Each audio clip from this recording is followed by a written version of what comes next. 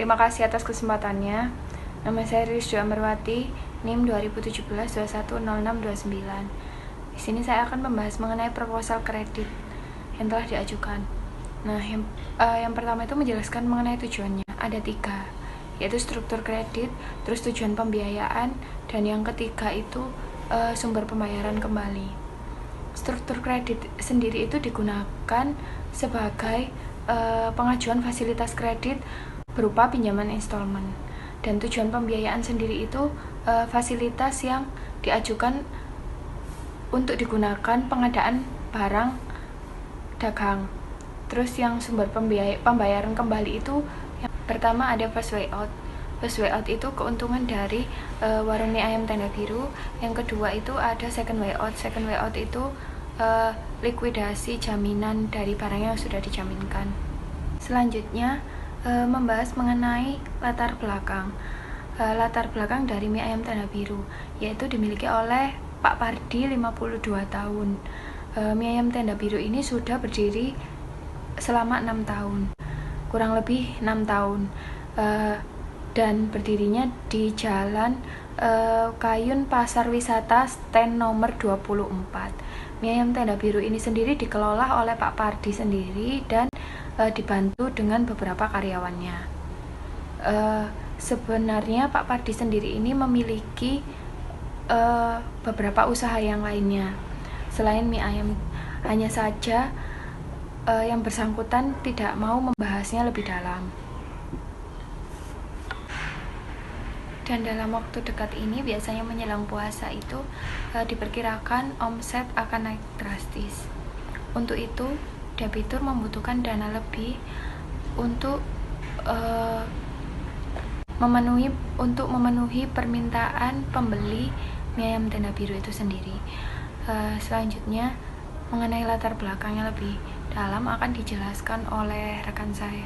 Terima kasih. Assalamualaikum warahmatullahi wabarakatuh. Perkenalkan, nama saya Afif Afandi, NIM 2017-210644. Di sini saya akan melanjutkan presentasi dari rekan saya.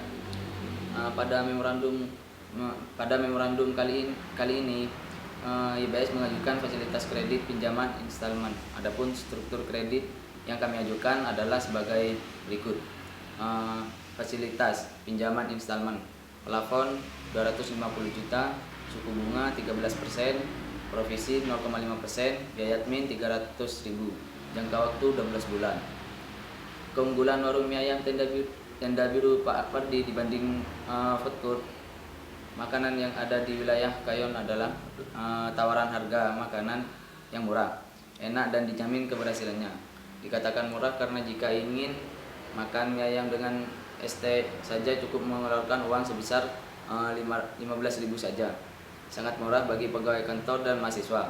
Walaupun murah, menu keuntungan yang didapat dengan standar ukuran yang sederhana, mie ayam ini mampu mendapatkan profit bersih perharinya mencapai 16.625.000. Untuk standar ukuran warung sederhana tentang modal awal, Pak Pardi mendapatkan modal dari bank, til atau bank yang berkeliling.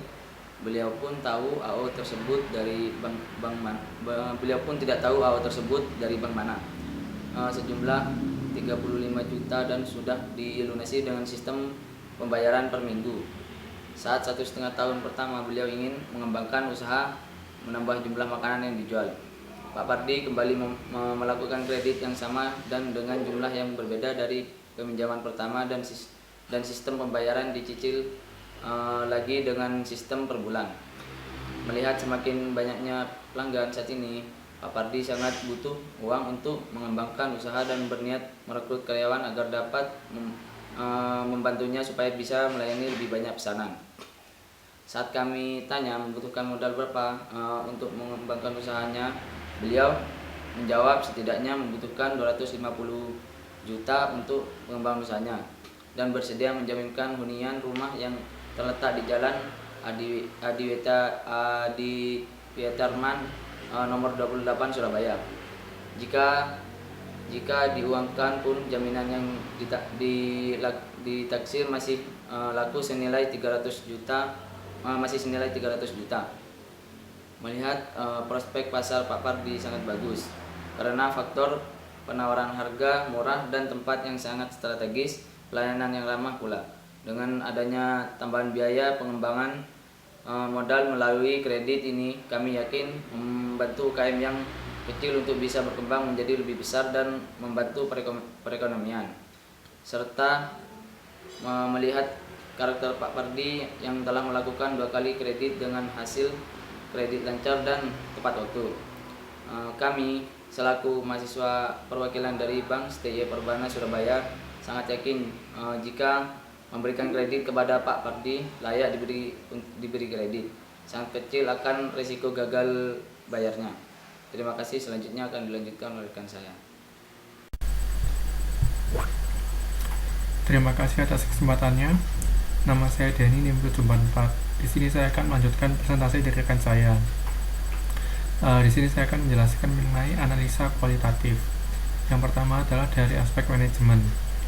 Usaha yang dikelola oleh Pak Pardi ini cukup sederhana pengolahannya.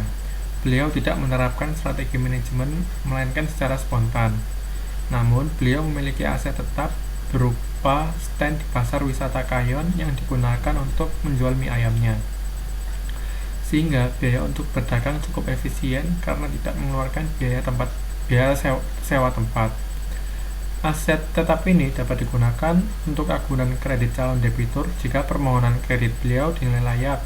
Selain itu, beliau juga memiliki hunian rumah yang terletak di Jalan Aditya Warman nomor 28 Surabaya. Jika diuangkan, jaminan yang ditaksir masih laku senilai 300 juta rupiah. Selanjutnya adalah aspek pemasaran. Mie ayam tenda biru ini didirikan pada tahun 2014 dan masih beroperasi hingga saat ini. Jenis usahanya adalah kuliner. Usaha ini berkembang hingga saat ini dengan daerah pemasaran wilayah Kayon, Surabaya. Untuk mendapatkan bahan baku, Pak Pardi menjalin hubungan dengan agen-agen dan distributor agar mendapatkan harga beli yang terjangkau. Saat ini Pak Pardi belum mampu untuk memproduksi bahan bakunya sendiri karena minimnya pengetahuan tentang beternak ayam dan keterbatasan lokasi untuk beternak.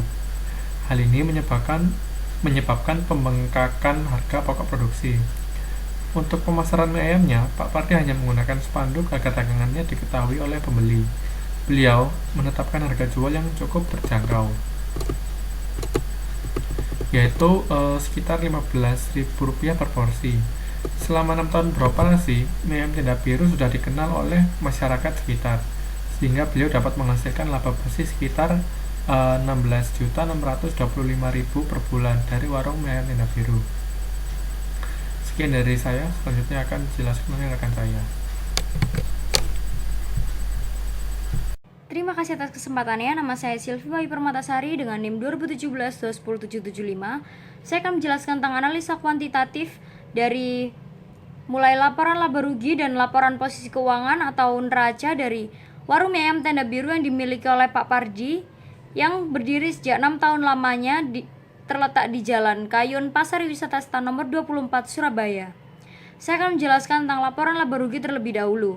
Nah, penjualannya yaitu 25 juta rupiah, kemudian HPP-nya 5 juta rupiah, kemudian diperoleh laba kotornya sebesar 20 juta rupiah, kemudian beban usaha atau PDAM dan PLN-nya sebesar 2.500.000 rupiah, kemudian laba sebelum pajaknya 17.500.000 rupiah, kemudian pajaknya kategori usaha mikro 5% sebesar 875.000 rupiah, kemudian diperoleh laba bersihnya sebesar 16.625.000 rupiah. Baik, selanjutnya saya akan menjelaskan tentang laporan posisi keuangan atau neraca dari warung mie ayam tenda biru yang dimiliki oleh Pak Pardi ini untuk periode 1 Januari hingga 31 Mei 2020. Nah, saya akan menjelaskan tentang aktiva atau kasnya aktivanya mulai dari kasnya terlebih dahulu. Nah, kasnya ini 4.500.000 rupiah, kemudian piutangnya 0, kemudian persediaannya 25 juta rupiah, kemudian diperoleh aktiva lancarnya 29.500.000 rupiah, kemudian peralatannya 5 juta rupiah, kemudian bangunannya 150 juta rupiah, kemudian diperoleh aktiva tetapnya 156 juta rupiah, kemudian diperoleh total aktivanya 185.500.000 rupiah. Selanjutnya saya akan menjelaskan tentang pasifa dari laporan posisi keuangan warung mie ayam tenda biru yang dimiliki oleh Pak Pardi ini. mulai dari hutang dagangnya yaitu sebesar 2 juta rupiah, kemudian hutang banknya 2 juta rupiah, kemudian hutang lancarnya 2 juta rupiah, kemudian diperoleh total hutangnya yaitu 2 juta rupiah, kemudian modalnya 156 juta rupiah, kemudian laba berjalannya 17.500.000 rupiah, kemudian total modalnya yaitu 173.500.000 rupiah, kemudian diperoleh total pasifannya 185.500.000 rupiah. Terima kasih atas kesempatannya. Nama saya Rini Sulistiwati dengan NIM 2017-210801. Di sini saya akan melanjutkan presentasi dari rekan saya mengenai analisa rasio. Yang pertama yaitu WTCO dengan angka 84,7%. Yang kedua yaitu ada ROA sebanyak 8,96%. Yang ketiga yaitu cash ratio sebanyak 225%. Selanjutnya current ratio yaitu 1475%, ROE sebanyak 9,58%, DER sebanyak 1,15%, OPE sebanyak 7.500.000, serta yang terakhir yaitu proyeksi penjualan senilai 37.500.000 rupiah. Selanjutnya yaitu analisa kebutuhan modal periode terikat modal kerja yaitu sebanyak 31 hari. Selanjutnya total pengeluaran tiap harinya sebanyak 5.500.000 rupiah. Modal kerja yang dibutuhkan sebanyak 250 juta rupiah. Modal kerja yang tersedia yaitu sebanyak 25 juta rupiah. Selanjutnya yaitu laba bersih sebelum pajak senilai 17.500.000 rupiah, serta kebutuhan modal sebenarnya yaitu sebanyak 213 juta rupiah. Yang terakhir yaitu analisa resiko. Yang pertama dari segi kepemilikan. Dari segi kepemilikan ini tidak ada resiko karena usaha murni dimiliki oleh bapak yang bersangkutan serta dikelola secara keluarga-keluargaan. Yang kedua yaitu bisnis. Dari segi bisnis, usaha perdagangan kuliner masih cukup menguntungkan karena mie ayam merupakan kebutuhan pokok pangan manusia untuk makan. Kompetitor di bidang usaha ini cukup banyak, namun dengan pengalaman yang dimiliki oleh debitur, usaha mie tersebut tetap dapat eksis dan memiliki pelanggan yang loyal. Terima kasih atas kesempatannya. Perkenalkan, nama saya Rangga Askaresa Ferizal dengan NIM 2017-210807. Nah, di sini saya akan melanjutkan presentasi dari rekan saya. Di sini saya akan menjelaskan tentang aspek jaminan. Nah, di dalam aspek jaminan ini, dalam pengajuan kreditnya Pak Pardi sendiri, Pak Pardi itu mengajukan atau memberikan jaminan satu hunian rumah milik pribadi yang beralamat di Jalan Aditya Warman nomor 28 di Surabaya. Nah, jika diuangkan sendiri, jaminan dari Pak Pardi ini masih senilai sekitar 300 jutaan dan bisa mengcover seluruh pinjamannya. Nah, untuk slide selanjutnya yang ada rekomendasi. Nah, rekomendasi sendiri itu yang pertama ada nama yang bersangkutan tidak terdaftar di DHBI atau daftar hitam Bank Indonesia dan DKMPI. Nah, yang kedua, usaha dari Pak Pardi sendiri ini berjalan dengan baik dan menguntungkan. Yang ketiga, jaminan sangat baik dan jaminan itu sendiri bisa mengcover seluruh pinjaman yang bersangkutan. Nah, yang keempat, karakter yang bersangkutan itu sangat baik dan terbuka dalam memberikan informasi pribadinya sendiri. Nah, yang slide selanjutnya ada kesimpulan. Nah, kesimpulan ini ada 6, yang 1-4 itu rekomendasi yang di atas tadi, dan yang kelima itu Pak Pardi sendiri itu wirausahawan yang sangat ulet. Dan yang keenam, usaha kuliner memiliki prospek yang bagus dan berjalan dengan lancar. Sekian presentasi dari saya dan rekan-rekan saya ucapkan terima kasih.